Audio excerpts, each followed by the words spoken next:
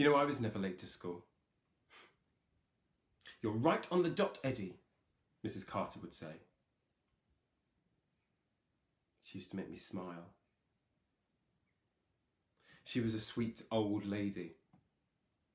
She was that kind of beautiful where you could see beneath her wrinkly, leathery, ancient skin was once a golden age of Hollywood glamour that long ago would have shone so bright.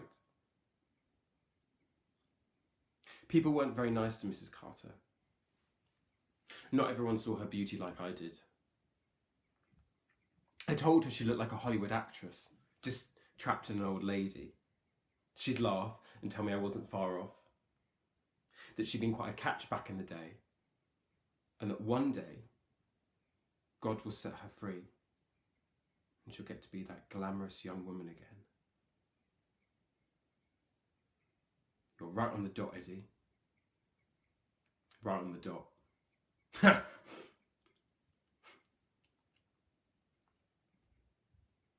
I had her as my teacher for 2 years in a row. Boy, I thought I'd won the jackpot. I mean, what are the chances? Susie cried when she found out. Didn't like Susie very much. She used to hide notes in my lunchbox. They made me feel very uncomfortable. Mrs. Carter said she was just trying to be nice. Susie got in trouble a lot. She was always trying to distract me.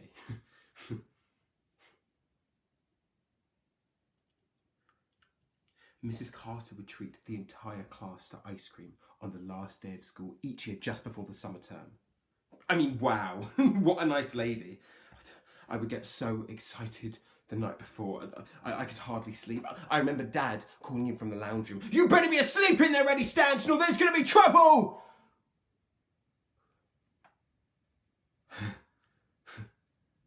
Sorry. That's a lie. I do that sometimes. Don't worry though. It's a choice.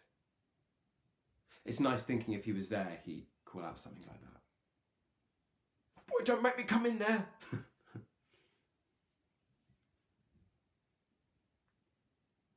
Mum never really allowed ice cream. We had it once at Aunt Jackie's wake. Neapolitan swirl with a wafer. "Ice cream is for special," Mum would say. She was beautiful too. Obviously beautiful, not hidden like Mrs. Carter. Lucky for Mum, she got to stay young forever. God set her free. It made me feel a little sad for Mrs. Carter. I wish she had been so lucky to have stayed young and beautiful forever. Every family I lived with would try to make me eat ice cream. I found it very frustrating that they didn't understand ice cream was for special, not every day. Sandwiches are for every day, but not ice cream. You're right on the dot, Eddie. Even on ice cream day, knowing the first person back into class after lunch would get first pick.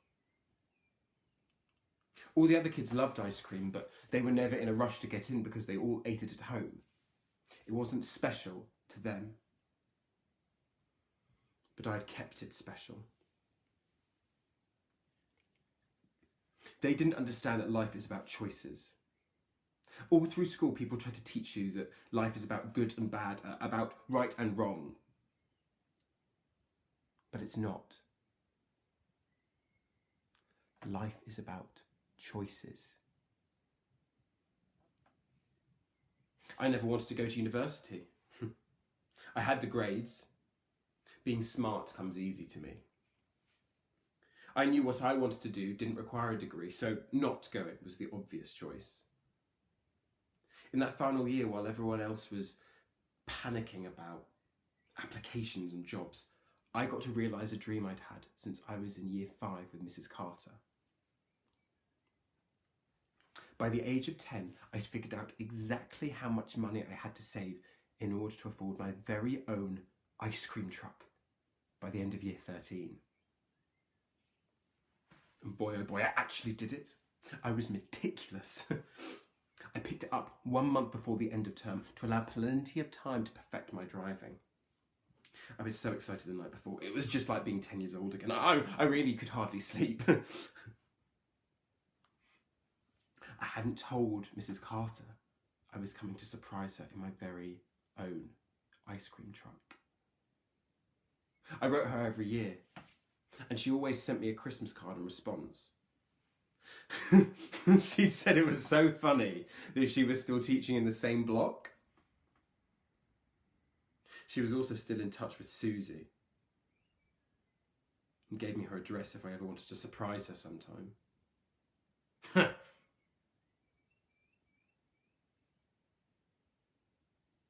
It was 26 degrees outside, and I thought,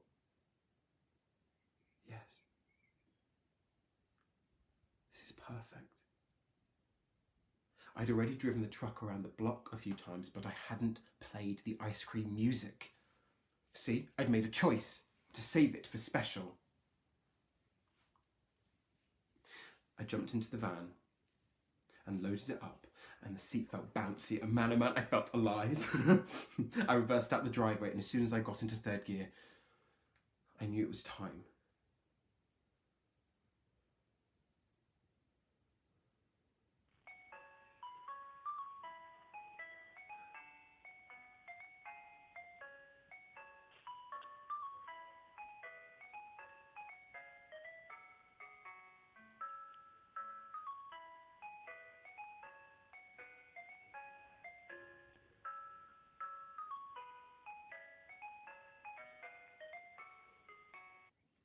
When I arrived at the school, I drove all the way around the back to where I knew Mrs. Carter's classroom would be.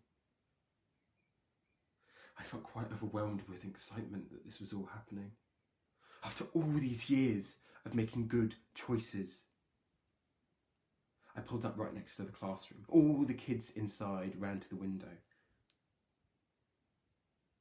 I could see little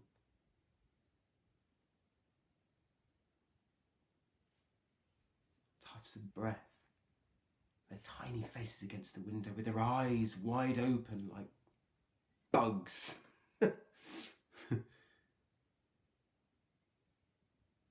They look like good kids. They look like kids that also knew ice cream is for special. Before I had even had time to unbuckle myself, I could see Mrs. Carter walking towards the truck. As soon as she realised it was me, she started waving. I could still see that bright young Hollywood glamour shining out. But the exterior was substantially more weathered. I thought, phew, perfect timing. Wow, she could still make me smile. I told her if she could wait just a minute, I'd open the back door and she could take a look inside.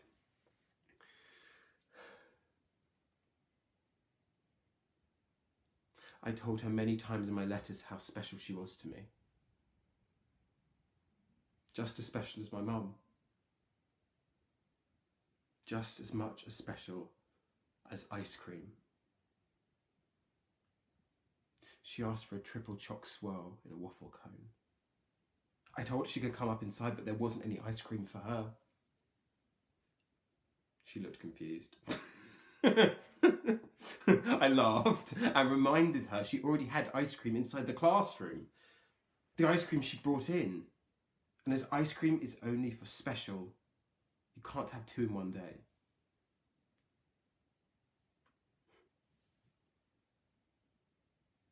I looked over to her classroom, full of students with their faces still against the window, and told her, I'm here to set you free. She stepped inside the van. As I closed the door behind her and heard the lock click, she looked at her watch, laughed, and said, You're right on the dot, Eddie. Right on the dot.